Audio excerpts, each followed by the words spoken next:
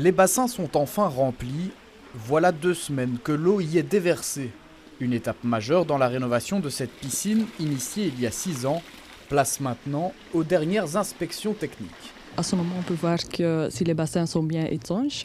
On peut aussi voir s'il n'y a pas de problèmes structurels sur les cuves.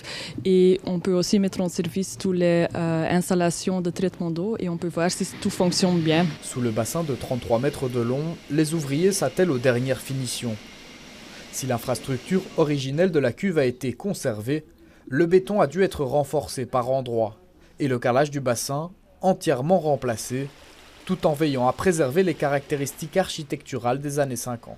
On a vraiment pris soin à respecter ce patrimoine architectural. Donc, par exemple, on a repris les éléments des hublots, les portes en hublot.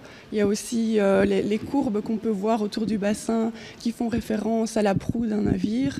Et les carrelages qui se trouvaient dans la piscine ce sont des nouveaux carrelages, mais on a essayé de reproduire le style des années 50. Une cure de jouvence adaptée aux réglementations énergétiques régionales ainsi qu'aux normes de sécurité. On a installé un système de surveillance anti-noyade. On a complètement rénové la toiture, les façades du bâtiment. On a installé un nouveau système de ventilation, une pompe à chaleur qui va permettre de faire chauffer l'air ambiant, mais aussi l'eau des piscines. Aux abords du bassin, un solarium entièrement vitré vers l'extérieur verra le jour au mois de mai.